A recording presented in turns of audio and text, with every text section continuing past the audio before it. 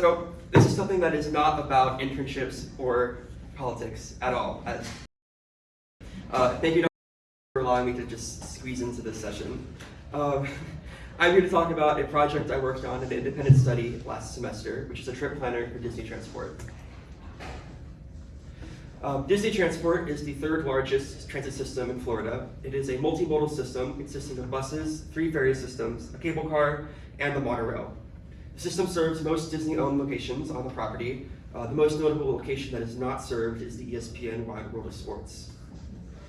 Disney Transport operates on the hub and spoke model, so this means that important locations are hubs where many transit routes radiate out from, in this case the theme parks at Disney Springs. The spokes are the destinations you can get to from the hubs, in this case the resorts.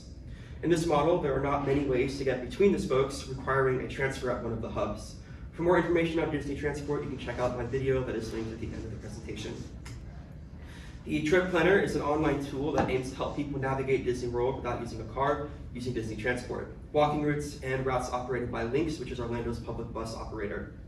I want to note that I was not able to finish the app over the course of last semester, so it is still in an open beta phase and is not feature complete and still contains a lot of bugs. I hope to resume development on the app next semester as part of my IT capstone course. You can see on this tab that you can choose different routes to display. Each of the red boxes that you see here can be expanded to toggle individual routes within each category on and off. In order to plan a trip, you navigate to the other tab, which is the Trip Planner tab. First, you enter your origin and press enter, and then you prompt to select your destination and press enter again. After you press enter the second time, it'll give you a list of your route options. Right now, it gives every possible route option. However, I intend to have it only display the top route options in the future. I also intend to have it display the route on the actual map on the left in the future. So let's take a closer look at the information that it actually spits out for you. So you can see instructions on what to do, how long to stay on the vehicle, and where to make your transfer applicable. It also gives specific instructions to the origin stop to help you find it and understand when vehicles run. Last, it gives stats on the trip that it generated.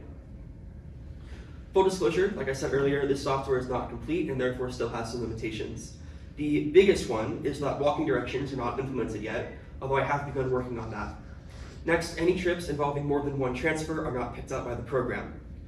Next is the fact that Lynx has real-time tracking information, which is not integrated into the program.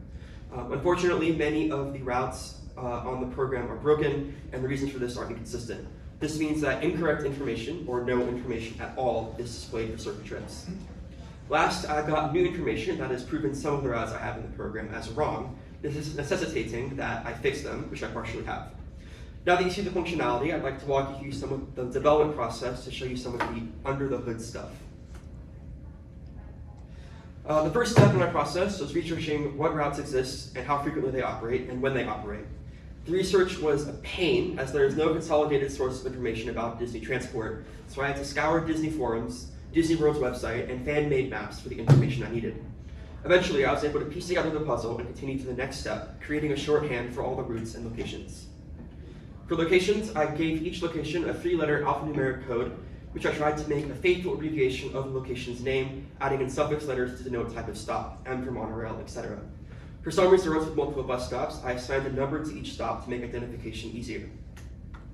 Routes have a 4-letter alphabetical code that for most of them can be divided into 2 2-letter sections.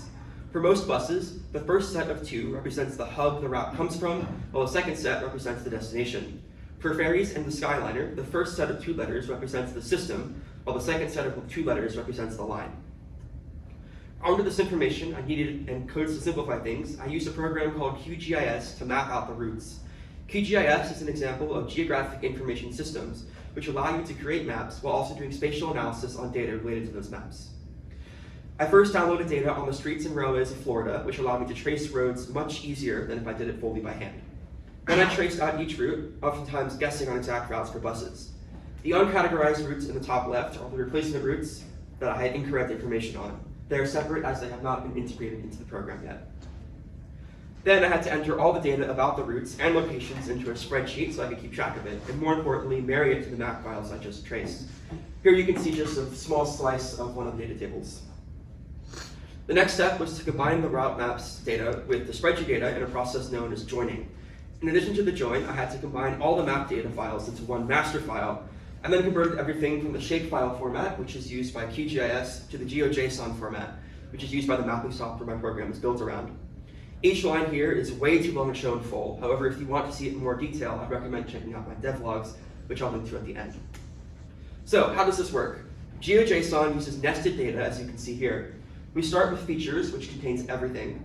Within features are each of the modes, with different bus route types being split up into separate modes. Within each mode are the routes. Contained along with the name and code of each route are a list of stops in both written out and code form. Finally, we have the subroutes where the majority of the data is stored, most important of which being the map data, which is off screen due to the lines being so long. The final step is the actual coding process. Rather than show you the code, which is very complicated, I'd like to share a diagram that represents how the code functions. Broadly speaking, the program works by reading the data from the files, displaying locations, storing the selection for the origin, displaying locations again, storing the selection for the destination, calculating routes that have both the origin and destination, grabbing the relevant information for each trip, and finally displaying the trip options.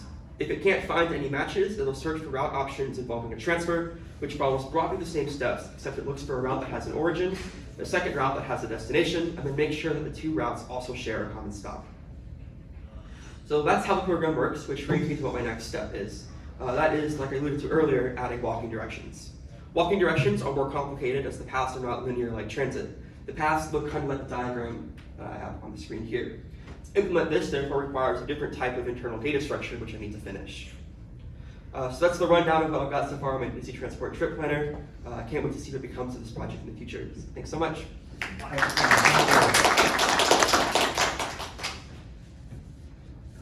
I've got questions, but I'd like to let other people go first. Why this idea? Like, what sparked this plan for you? Because it doesn't exist. Okay. But like, what drew you to? There's a ton of things that don't exist in the world. Yeah. Like, what drew you to this thing that doesn't exist? I don't know. I've always loved Disney World, and I've been wanting to like basically combine IT and urban studies in some capacity. So this is just kind of it jumped out at me. So you mentioned like you had to estimate on some of the bus routes for routes that you may not have the exact path available for. How did you go about estimating them? I just my method was find the route that has the least amount of turns, and that's also still the quickest. Because that is what I would assume Busy Transport has done when they plan out their routes. But yeah, that's my best guess. Gotcha. So when you were talking about just bugs that you encounter, I'm not a computer person at all, so I mean, what is the process that you go through? I mean, how do you find out that there's a bug? What's the process that you go through to try to fix the bug? Most of the bugs I've found have just been through testing the app and just using it. And when I find one, I have to just go through the data, go through all the data tables and the files and the code, and just like kind of take it apart and just like figure out what exactly broke and caused it. Can you give us an example maybe of one? Yeah, an example of that. There was one little piece of data in one of the data tables that had just like one wrong character, and that threw everything off. And finding that one little character that was wrong took forever. I have a question. Yeah, go ahead. Actually, I don't know that it's a question, but I'm like really amazed by this. I have 4 kids. We've never been to Disney World. I can't fathom taking my 4 children to Disney World for so many reasons. But aside financial, the other piece is the logistical piece of trying to navigate such a complex system with 4 kids, one of whom uses a wheelchair for a long distance. So this is like an incredible thing that I'm thinking about. Those Disney planners, like the Disney travel planners, like this would be an amazing tool for families to be able to use, and so maybe it's less of a question, more of an encouragement. Yeah. Of like, keep going. This is so needed, and really an amazing. I had no idea how one would ever go about doing this. Great job. Thank you. And along that, I'm assuming with this in terms of other applications that, this could be something that could apply to the entire tourism industry, correct? I I mean, Yeah. cities, big city, like, I wanna go to New York Well, City. most city transit agencies have existing data feeds that any app can tap into, and there are lots of apps for those systems. Disney does not have that data feed, therefore the existing apps cannot pick up on their routes and schedules. So, Okay, that's interesting. yeah. Okay, so,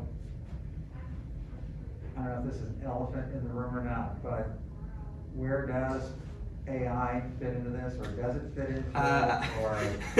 I am staunchly anti-AI, so I did not use it in any facet of this work.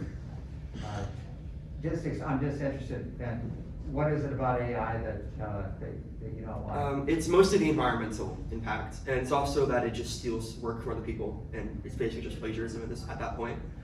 Uh-huh. Yeah. Yeah, so when you're talking environmental, you mean the data centers then? Yeah, that's just, they consume so much water, and they produce lots of sound and light pollution, and typically in low socioeconomic neighborhoods.